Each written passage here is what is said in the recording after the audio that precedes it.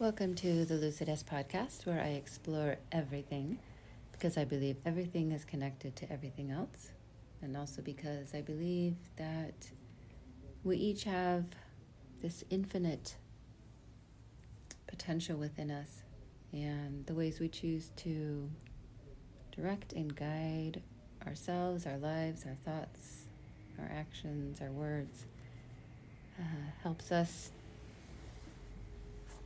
helps us engage with that potential, to explore it, to discover it, to become it. Today I'm going to talk briefly about being right and being heard. I'm discovering, I know there have been times in my life, still even times in my life where I can be quite forceful in my delivery of an idea or an opinion or a belief. And in the past, there have been times when people are like, you have to be right. And that never resonated with me. I was always just like, I don't think I do. I'm not stuck on being right. But there was a sort of a defensive posture and a very forceful delivery. So recently I've had a number of experiences with different people and people that I have built. Some of them I have and some are kind of new, but there is a level of maturity there that I would say I probably haven't had in the past, but I definitely haven't seen in others that I've been in relationship with. And we had a conflict, a disagreement, something happened, particularly that was like upsetting to me. That's not quite the right word, but I just thought, that situation wasn't balanced or fair. So I addressed it with the person and said, hey, like, I don't feel like, you were really being fair on both sides. Let's take one particular one an example. So on this one, I said to the person, I said, hey, I feel like you were not taking, that you were trying to, they had to sort of step away. They had to negate something they said and could no longer follow through.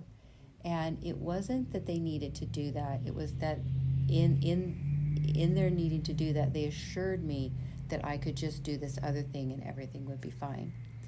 And I was like, no, I can't do that. And if you knew me, you would know that is not something I would do. And that's not actually going to be a solution for me. And so I do not feel like you were showing up in a way that was taking me into consideration. You needed me to be okay so you could be okay. So that was kind of the gist of it. And so I brought that up and I said, this is how it is. This is how I'm seeing it. This is how I'm feeling it. This is how. And they sat there and they said, yeah, absolutely. And it was funny because right then it wasn't even, well, so what I realized is so I guess they didn't say, yeah, absolutely. They said, oh, I see that. And I'd like to share some things with you.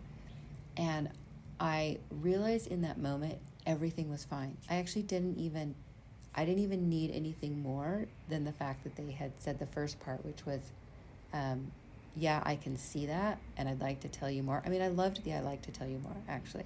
But something in me was just like, oh, she heard what I said. She wants to talk more about it.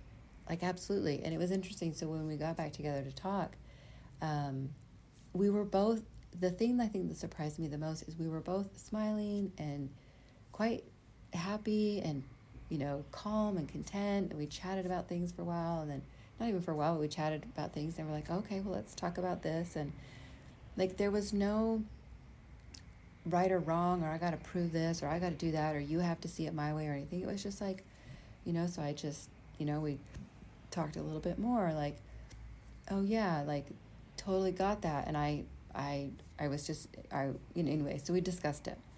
And I told her, I said, the interesting thing was once I realized that you had heard me, I didn't even care. Like, I was curious about what your experience was, what you thought, whatever, but it didn't matter that if you thought I was right or that I was right. And it actually happened, the same thing happened literally like a couple of days apart in like a whole group setting where I had a very uh, vociferous viewpoint about something.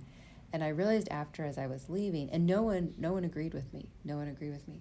And I realized as I was leaving, that that I had like this sort of nervousness about inside of me, and I was trying to understand, okay, what am I nervous about? And I wasn't nervous that people disagreed with me. That was fine. I was nervous that they wouldn't, not, and I also wasn't nervous that they didn't see me. I could tell in this situation I was clearly seen, I was clearly heard. People didn't agree. I was worried that my nervousness was the fear that they wouldn't give me the space to have my own opinion about it. And then with time, I realized, oh, they did. They gave me the space to have my own opinion. They don't agree. That's fine. That's it's not an issue. I have an opinion. Other people have an opinion. We're all seen. We're all heard. And the space is there to be seen and heard, and that's enough. And so it's interesting to me that really what I wanted all this time is what I thought I wanted, but now I like have the proof, so to speak. And that was, I never wanted to be right. It wasn't about being right, but my fear at being just seen and heard and held, I would say that's the other thing. It's like the three words I use sometimes are heard, held, and honored. And nowhere in there are you right. Are you heard? Were you held in that space when you were talking? And are you honored? Are you honored meaning you're given the right to have whatever viewpoint you have, heard, held, and honored. And when those have been recently in these different situations, when those are present, my nervous system is calm.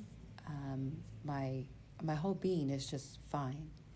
And I think sometimes, but what I realize is sometimes it was because I was sort of really quite desperate.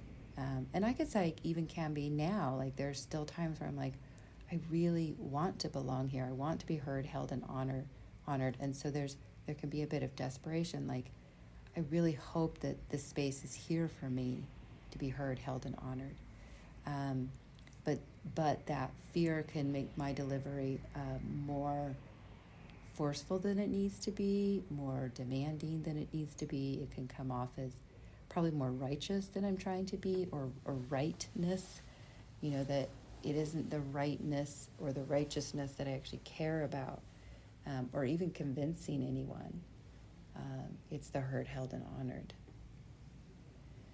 So why I say this is obviously someone on the receiving end of one of my forceful beliefs or opinions could see it that way, could see it as, oh, she's trying to be right, she's trying to convince me, she's trying to whatever. And that gives me pause because it makes me think of the times when I've thought that about someone else. And might it be possible that they're just simply in the same space that I am? And some people do want to be right. They have to be right. They have to be correct, whatever. Like, that is part of it. But I would bet for most of us, it's not. I think for most of us, it is the heard, held, and honored is enough. It's like, oh, you heard me, you held the space for me to say what I needed to say. You're honoring that that's my viewpoint, and moving on.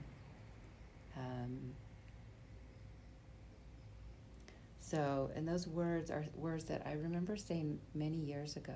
They just kind of heard, held, and honored. And I wasn't quite sure when I first said them what they meant, and now I'm beginning to understand what that means, and also how little I need to be right. And I didn't think I did, and now more and more I know I don't. That it may come across like that.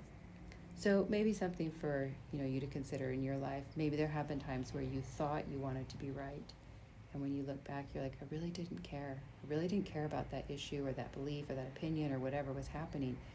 It was, do I have the space here, to share my viewpoint? to share my opinion, to share my experience, and not just share it, but have someone hold space for me to share it, and then honor that I shared it, which has nothing to do with agreement, you know. So, heard, held, and honored, as opposed to being right. And I think most of us are after the first. Not all. There are definitely types of people that right is the only way, but and I also want to share it because it feels so good to understand that what to know, to viscerally have experienced what I actually want, because now when I go into those tough conversations, I understand, like I viscerally carry the wisdom now that I don't need to be right. I don't need the person to agree with me. That is not what I need. That's not what I'm looking for. So I can go into the situation and be like, where there, has been some kind of conflict or whatever, and know that I don't need them to agree with me. That's not my goal. It's not even something I want. What I'd like is, did you hear me? Do you see me? Can you hold space for me? And yeah. It's so fascinating to me how quickly my nervous system settles down when the other person is present to to sort of present to both of us. I think that's another thing I'm learning is there's different types of presence, and I never really thought about it before, but you can be very present and only present with yourself. That's an excellent thing. That's meditation. Excellent, great. There's a presence where I would say you're only present with the other person. I've definitely been in that situation, and that really doesn't go well. I mean, I guess that's not true. There are times when that is necessary. That's usually when the other person is kind of in a critical place. But you can only be completely present with them if you're okay in yourself. And you're like, okay, it's like you can give your presence to someone that's in a critical situation. You can be there for them. Allow your presence to sort of be borrowed for a bit. And then there's this other presence which I've been experiencing recently that I just really love. It has such depth and breadth. It's so rich. And it's where both of us are present with ourselves and our experience, and simultaneously present with the other person and their experience. It's like a vastness, like a huge vastness of wealth and wisdom and knowledge and experience, and so rich, so rich. And so it's that kind of presence that I'm more and more, and it's nice because these experiences have just come up, but it has been me willing to